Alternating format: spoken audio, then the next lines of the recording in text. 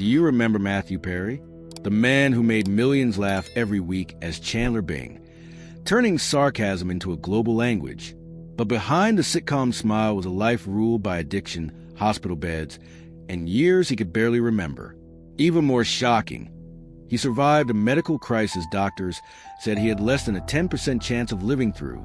So how did one of television's funniest stars spend most of his life fighting to stay alive? Rare photos and untold truths will be revealed in this video. Watch until the end to understand why Matthew Perry remains one of Hollywood's most heartbreaking contradictions. Immediately after the bright glow of American television, Matthew Perry's story must be pulled back to a very different place. A childhood with little laughter and almost no sense of safety. Matthew Langford Perry was born on August 19, 1969, in Williamstown, Massachusetts. Before he was old enough to understand what a family truly was, his parents divorced. His father, John Bennett Perry, left to pursue an acting career. His mother, Suzanne Morrison, moved Matthew to Canada and later worked within the Canadian government, eventually serving in the office of Prime Minister Pierre Trudeau. From the very beginning, Matthew's life was split in two, between countries, between households, and between adults who were no longer together. His childhood became a pattern of constant movement. Canada, then the United States. One parent, then the other. No place ever fully felt like home. No relationship lasted long enough to become an anchor. In later interviews, Perry would explain that the defining feature of his early life was not poverty or hardship, but persistent loneliness, quiet, invisible, and relentless. Matthew was a sensitive child. He wasn't disruptive or defiant. He was observant. He learned early how to read the emotional temperature of a room, how to say the right thing at the right moment to keep situations from falling apart. Humor did not begin as entertainment for him. It was a coping mechanism, a way to soften tension, a way to belong. It was his first survival skill. At school, Matthew was not academically exceptional, but he showed remarkable talent in sports, especially tennis. For a time, he ranked among the top junior tennis players in Canada.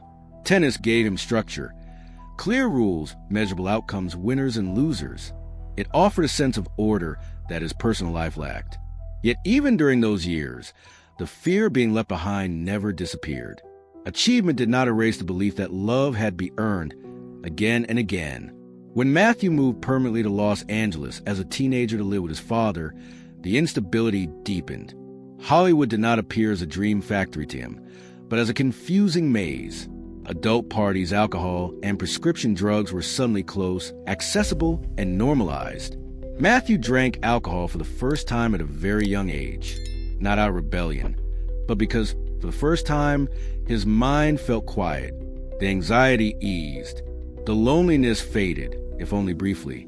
That feeling stayed with him far longer than any warning ever could. In that moment, Matthew formed a dangerous association. Chemicals could provide what people could not: relief. No one around him recognized it as the early sign of a lifelong battle. On the surface, he remained intelligent, polite, quick-witted, and full of promise. But internally, Matthew Perry was learning how to live with an unnamed emptiness. And years later, that emptiness would not be filled by fame, money, or the laughter of millions, but by pills, alcohol, and long, sleepless nights. This was the silent foundation of everything that followed. As Matthew Perry entered adulthood, the need to be seen and to be wanted quietly began to guide every decision he made. After settling in Los Angeles, Perry made a crucial choice. He gave up a serious future in competitive tennis to pursue acting. It was not a romantic leap of faith. It was a calculated attempt to find belonging in a world that seemed to reward attention. Acting offered something tennis never could: applause, validation, an illusion of being chosen. His early years in Hollywood were defined by rejection disguised as opportunity. Perry landed small roles in television shows that were quickly canceled. One failed sitcom followed another. Each audition carried hope. Each cancellation reinforced a familiar message: you are replaceable. You are temporary. You are almost good enough. Behind the scenes, Perry began to build a reputation as someone naturally funny, fast with dialogue, and sharp with timing. Writers liked him. Casting directors remembered him. But success never stayed long enough to feel real. Shows like Second Chance and Boys Will Be Boys gave him exposure, then vanished without warning. For Perry, it was an emotional pattern he already knew well: arrival, attachment, disappearance. Comedy became both his weapon and his armor. When he made people laugh, doors opened, briefly. When the laughter stopped, so did the phone calls. The pressure to always be on began to take a toll. Anxiety crept in quietly, followed by self-doubt. Alcohol was no longer occasional. It was becoming functional. In the early 1990s, Perry was cast in a pilot called LAX 2194, a futuristic comedy where he played a baggage handler frozen and revived centuries later. The show failed before it truly began. Another near miss.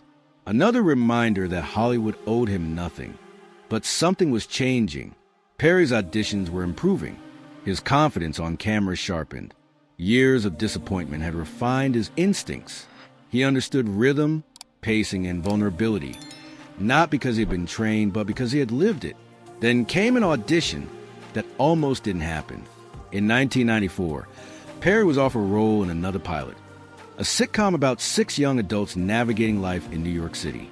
The character was sarcastic, insecure, emotionally guarded, and constantly deflecting pain with humor. Chandler Bing was not written as a star.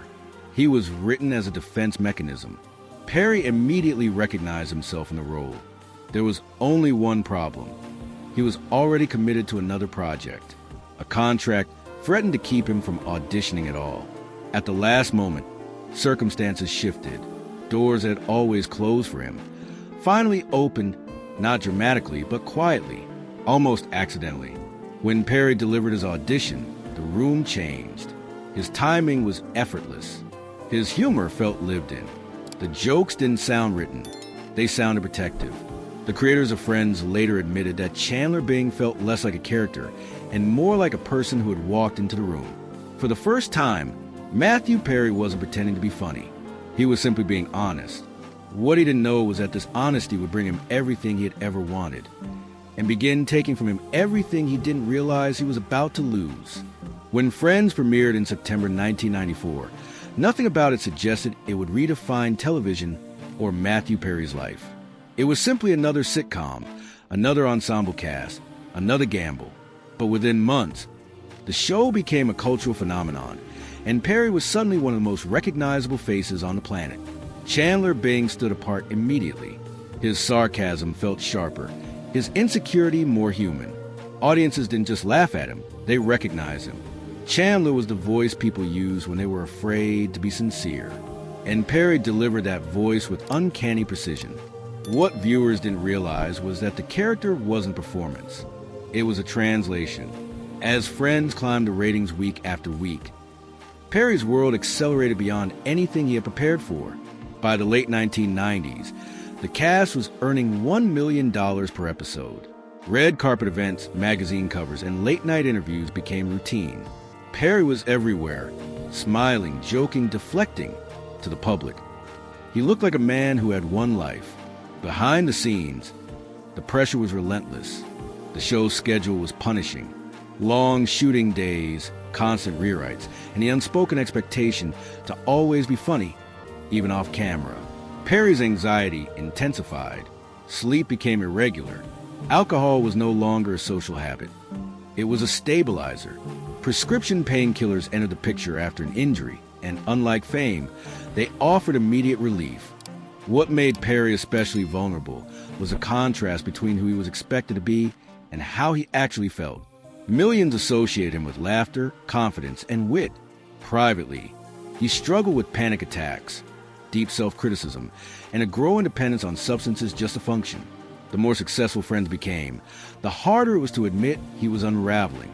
Physically, the signs were impossible to hide. Perry's weight fluctuated dramatically from season to season. In some episodes, he appeared gaunt and fragile. In others, swollen and exhausted. Viewers noticed, but explanations were vague.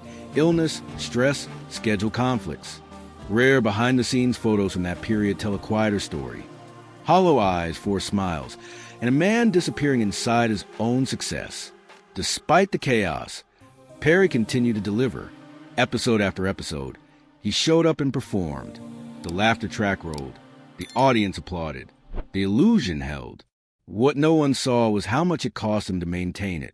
By the early 2000s, Perry's dependence had deepened into addiction. He entered rehabilitation programs while Friends was still at its peak, disappearing from episodes and public appearances without explanation. Each return was framed as a recovery. Each relapse was hidden behind humor. To the outside world, Matthew Perry had everything: money, fame, admiration. But inside, the gap between the man and the image was widening, and it was becoming dangerous. The moment that would expose just how fragile his body and his life had become was approaching fast. By the turn of the millennium, Matthew Perry's life had reached a point where success was no longer keeping him alive.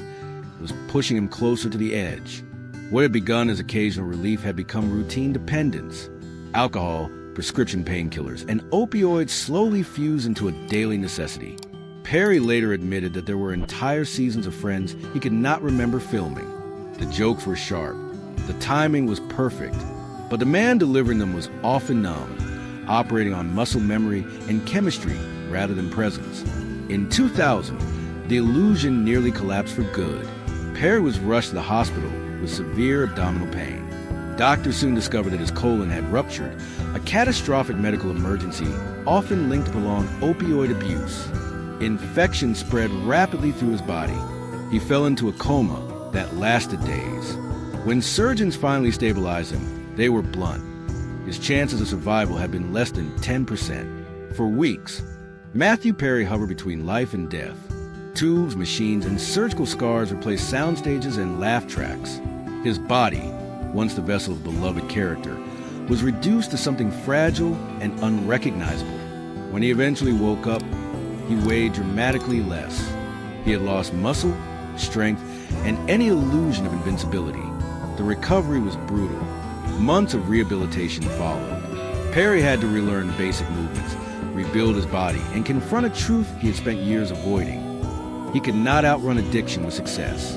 For a brief moment, it seemed like the wake-up call he needed. But addiction rarely ends with clarity. Despite repeated stints in rehab, the cycle continued. Perry would leave treatment determined to stay clean, only to relapse under pressure, loneliness, or fear. Each relapse carried more shame.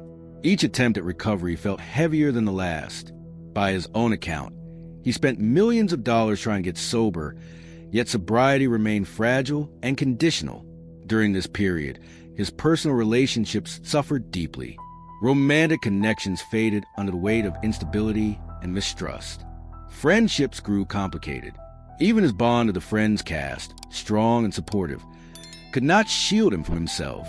Perry feared intimacy almost as much as he feared being alone. Addiction kept him suspended between the two. Physically, his body bore the cost. Multiple surgeries followed. Chronic pain became a constant companion. And pain management brought him back to the very substances he was trying to escape. It was a trap without clear exits. Every solution seemed to circle back to the problem. What made his struggle particularly isolating was the expectation attached to his public identity. Matthew Perry was supposed to be funny, grateful, lucky. Few people wanted to hear that the man who made them laugh was terrified, exhausted, and unsure if he would survive his own habits. And yet, he did survive, again and again. Each time, the headlines framed it as a comeback, another recovery, another second chance. But survival did not mean peace. It meant continuation, waking up every day knowing the battle was still waiting. Eventually, Perry began to realize that if he kept fighting addiction in silence, it would win quietly. That realization led him towards something he had avoided his entire life: telling the truth. As Matthew Perry moved into his later years, the fight shifted, not away from addiction, but toward honesty. For the first time, Perry began to understand that secrecy had been one of his greatest enemies. Fame had allowed him to hide. Humor had allowed him to deflect. But survival, he realized, required something far more uncomfortable: truth. Not the polished version offered in interviews, but the kind that stripped away dignity and exposed fear. He stepped back from the relentless cycle of Hollywood expectations. Roles became fewer. Public appearances grew rarer. Instead, Perry redirected his energy towards something deeply personal, helping others who were trapped in the same cycle that had nearly destroyed him. He opened sober living facilities and quietly supported recovery programs, not as a celebrity spokesperson, but as someone who understood the language of relapse, shame, and desperation. For years, he resisted writing about his life. The memories were fragmented. Some years were missing entirely. But eventually, Perry accepted that his story, incomplete, painful, and unflattering, might still matter. In 2022, he released his memoir, Friends, Lovers, and the Big Terrible Thing. The book was not a victory lap. It was a confession. In its pages, Perry admitted to things fans had long suspected but never fully understood. He described spending millions of dollars on rehabilitation. He revealed how close he had come to death, repeatedly. He acknowledged that while friends brought him everything he thought he wanted, it could not give him peace. Fame had amplified his pain rather than cured it. Most striking was his honesty about fear. Perry wrote not as a man who had conquered addiction, but as someone who lived in constant awareness of it. Sobriety for him was not a destination. It was a daily negotiation, a fragile balance that could be broken by stress, loneliness, or memory. Public reaction to the memoir was complex. Some praised his vulnerability. Others were unsettled by how raw it was. Perry did not present himself as a role model. He presented himself as evidence of what happens when trauma goes untreated and success arrives too early. Yet within that discomfort was something genuine. For the first time, the man who had spent decades making people laugh without revealing himself was speaking without a punchline. He was no longer hiding behind Chandler Bing sarcasm. He was simply Matthew, flawed, afraid, and still trying. In interviews following the book's release, Perry spoke about wanting to be remembered not for friends, but for helping people get sober. It was a quiet ambition, almost fragile in its hope. He wanted his pain to mean something beyond survival. For a moment, it seemed possible that he had finally found a different way to live. But life did not grant him the long, steady resolution his honesty seemed to deserve. In the final chapter of Matthew Perry's life, there are no laugh tracks, no studio audiences, and no carefully written punchlines. Only quiet routines and long stretches of solitude. In his last years, Perry lived largely away from the center of Hollywood. He kept a lower profile, choosing privacy over visibility. Friends described him as reflective, soft than before, but still carrying a familiar heaviness. Sobriety remained a daily effort, not a finished achievement. He continued therapy, stayed connected to recovery circles, and spoke openly, sometimes uncomfortably, about how fragile stability could be. To the outside world, it appeared that Matthew Perry had finally reached a calm place. The memoir was out. The truth had been spoken. The worst seemed behind him. But those closest to him understood that peace for Perry was never permanent. It was something he worked toward quietly, day by day. On October 28, 2023, Matthew Perry was found unresponsive in his home in Los Angeles. He was 54 years old. The news spread quickly, and the reaction was immediate and collective. Fans struggled to process the loss. His former Friends co-stars released statements filled not with celebrity language, but with genuine grief, speaking of kindness, loyalty, and the private battles they had watched him fight for decades. For many, the shock came not only from his death, but from the timing. The world had just heard his truth. It felt too soon for the story to end. There was no dramatic farewell, no public goodbye, just silence. In the days that followed, old scenes from Friends circulated endlessly. Chandler's sarcasm, his awkward smiles, his perfectly timed jokes. People laughed again, then stopped. The contrast became impossible to ignore. How could someone so deeply associated with joy carry so much pain alone? Matthew Perry's legacy does not fit neatly into a single narrative. He was not a cautionary tale, nor a redemption story with a clean ending. He was a man who survived longer than anyone expected, fought harder than most people ever saw, and spoke honestly when it finally mattered to him most. He made millions feel less alone, even while feeling profoundly alone himself. In the end, perhaps that is the contradiction that defines him. A man whose voice filled living rooms around the world, yet who spent much of his life searching for quiet relief from his own mind. Fame did not save him. Money did not heal him. But his honesty, his humor, and his willingness to expose his struggle left something lasting behind. The laughter remains. The silence does too. And somewhere between the two, Matthew Perry's story continues to resonate, not as a sitcom memory, but as a reminder that behind every familiar smile, there may be a battle we never see.